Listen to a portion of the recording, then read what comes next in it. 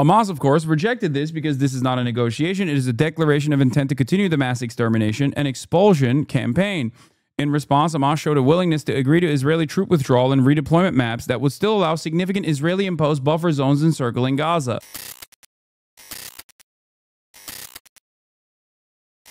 Zana Saeed has some choice words for it. The recognition of Palestine from France comes with a lot of conditions: disarming and eradicating Hamas, expanding PA's power and the state comprising only of the West Bank and Gaza. These are platitudes. What state when you couldn't even be bothered to stop the starvation and slaughter of Palestine's children? Now, it's still a good move in the right direction, make no mistake, but it's like a liberal land acknowledgement in the process of the indigenous has not ended and they're trying to do a land acknowledgement before it ends instead of stopping. Now let's hear from Benjamin Netanyahu. Oh yeah, also UK was supposed to join France, but instead they got a meaningless statement from Keir Starmer. Empty words cannot hide the truth. Your government is complicit in. We are an unstoppable movement for peace, for justice, and for Palestine, and we are never ever going away. The suffering and starvation unfolding in Gaza is unspeakable and indefensible, says Kid Starver. I guess he wants to starve the kids himself. Here's Benjamin Netanyahu's response to Macron, by the way. Netanyahu, we strongly condemn President Macron's decision to recognize a Palestinian state next to Tel Aviv in the wake of the October 7th. Remember October 7, guys? I mean, how could you say that there is a need for a Palestinian state? No, we have to kill all of them. Duh, is basically Netanyahu's response. Such a move rewards terror and risks creating another Iranian proxy, just as Gaza became. A Palestinian state in these conditions would be a launch pad to annihilate Israel. Oh, God. Live in peace beside it. Let's be clear. The Palestinians do not seek a state alongside Israel. They seek a state inside of Israel. Here is Bezalel Smotrich, who's also pissed. I thank President Macron for providing yet another compelling reason to finally apply Israeli sovereignty over the historic regions of Judea and Samaria, and to definitively abandon the failed concept of establishing a Palestinian terrorist state in the heart of the land of Israel. This will be our fitting Zionist response to the one-sided pressure and coercive measures led by President Macron and his allies. Now, what's crazy about that? I mean, he just basically said it. He's saying the quiet part out loud once again. But it's interesting because it's not in Hebrew. He's saying this in English, which means he wants the Western audiences to hear it. Israeli Minister Amichai Chikli responds. He says, on behalf of the Israeli government, to President Macron's announcement that the Republic of France will recognize Palestine as a state at the UN General Assembly in September. And then it's a photo of him. I mean, it's a video of him getting slapped by his wife. Here is Israel Katz, Minister of Defense, the new Minister of Defense. Macron's announcement. Dude, I swear to God, Israeli politicians and Israeli media, just like Israel has two speeds: murdering children and crying about anti-Semitism. Like, it's the number one and number two thing that they like doing the most. Murdering children, and then when someone goes, you murdered children so much that we're going to do this symbolic gesture towards the murdered children, they go, whoa! Whoa! Anti-Semitism! Whoa, whoa, whoa!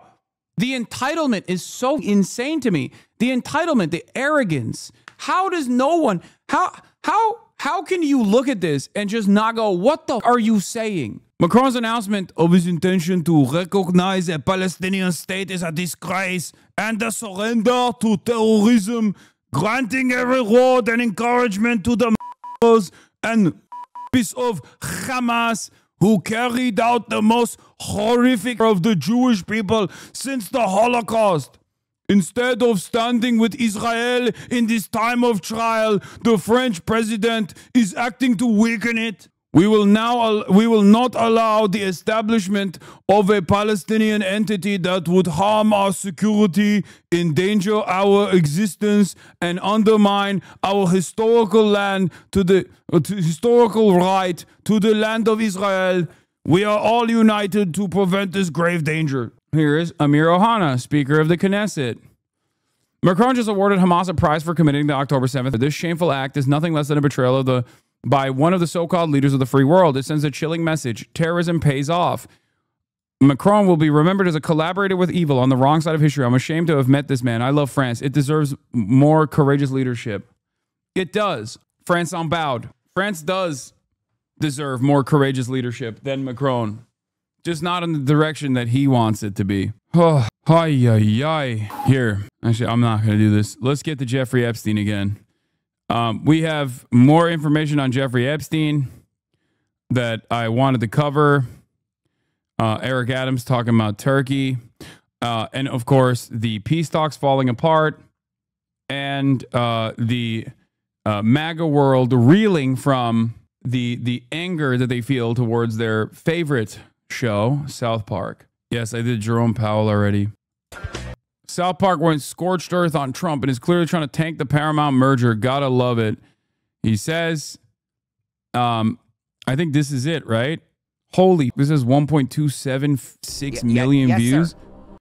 1.2 million views in 1 hour? Yeah, merger didn't get tanked, by the way. FYI, there's clips of uncensored nudity on this episode. There's a bare butt and pee-pee. I mean, it's not...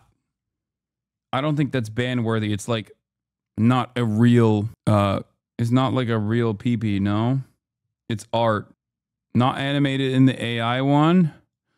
Oh, it's a real human pee-pee? Okay, well, let's talk about the fake ceasefire that immediately fell apart. Special envoy for peace missions, Steve Witkoff, no longer Goatkoff, says, we have decided to bring our team home from Doha for consultations after the last response from Hamas, which clearly shows a lack of desire to reach a ceasefire in Gaza.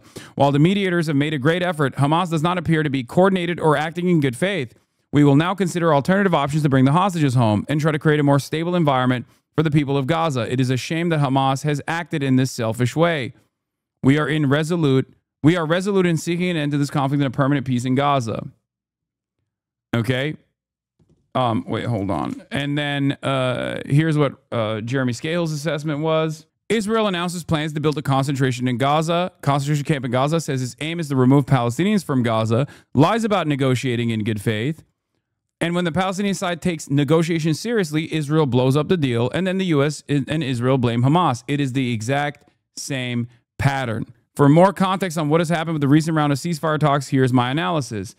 And I didn't even cover the ceasefire, the fake ceasefire this time around, because we've all seen this song and dance play itself out over and over again. Hamas is insisting in the ceasefire negotiations that the UN retake control of aid distribution. Yesterday, Israel insisted publicly that the UN must step up when it comes to aid delivery, yet in negotiations, they are now rejecting the UN role in aid distribution. Because Israel does not want the United Nations to do aid distribution, Israel wants the GHF to continue doing aid distribution, which is not real aid distribution at all. It's a trap to murder as many Palestinians as possible. And the real goal here, of course, is to...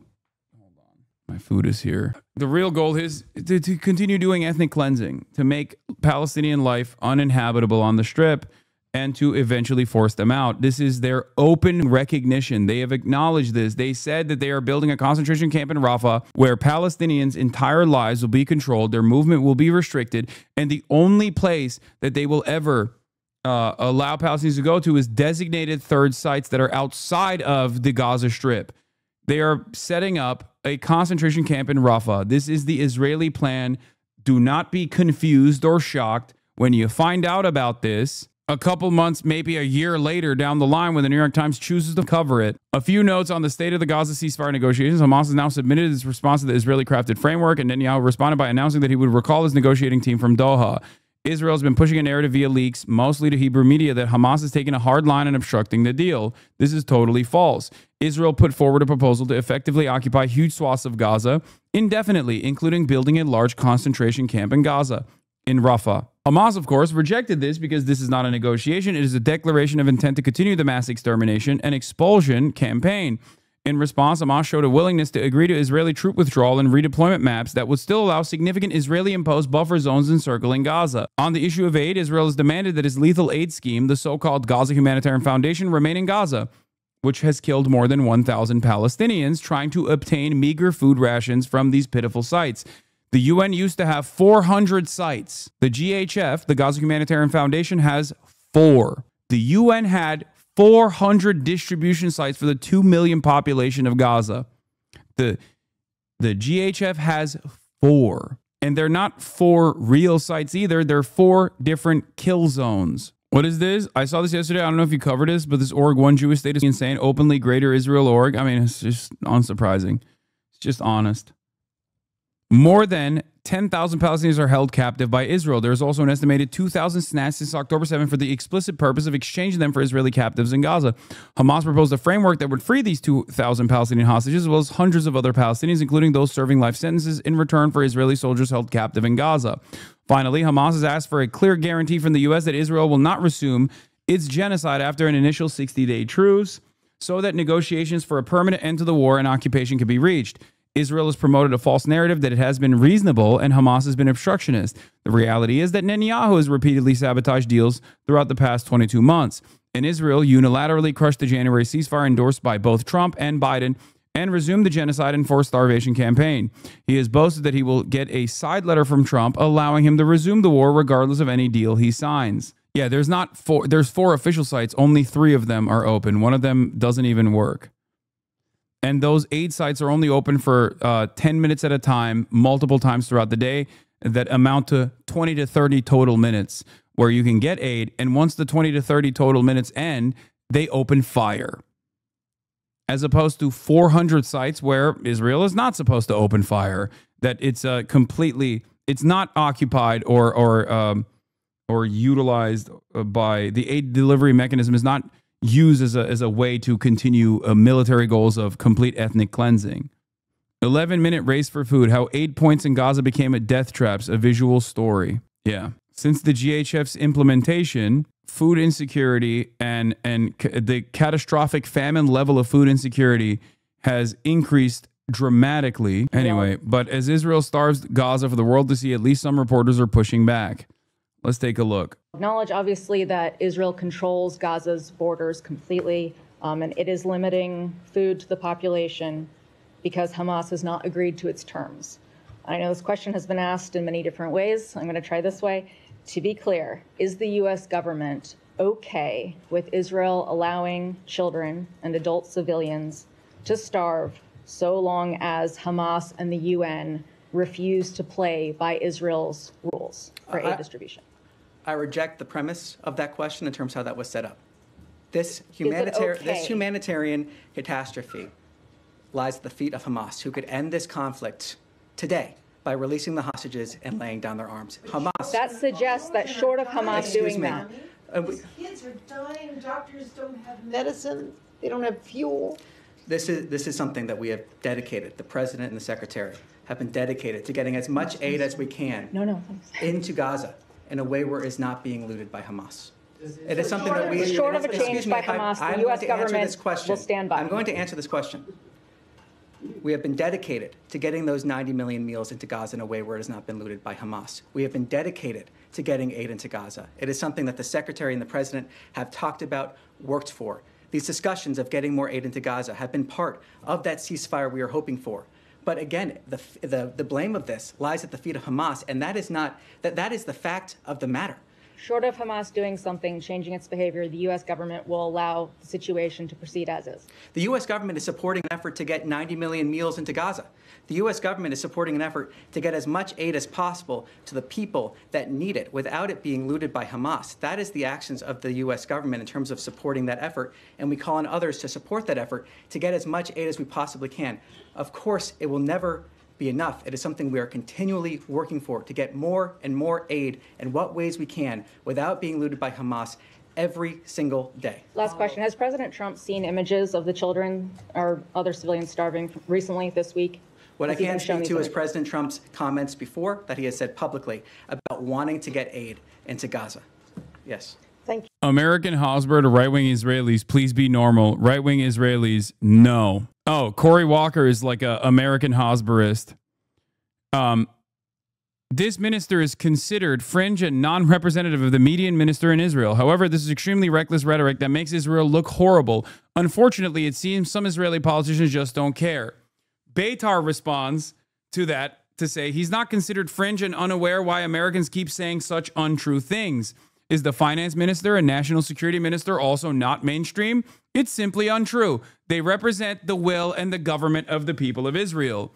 Because they do. This guy is basically like Ethan Klein, okay? desperate to present Israel in a totally different light than it actually is. I really hope you understand the implications that has for the ICJ case. This is an acute game. It's playing with serious fire. We really hope you understand in Israel we have a democracy. Don't you think our voters have the right to choose our leaders? So American Zionists intend to tell us that we can't have Smotrich or Ben-Gvir or others as our representatives? They are mainstream Zionism. We don't have anything to apologize for. Harvuka, thank you for the 100 gifted subs.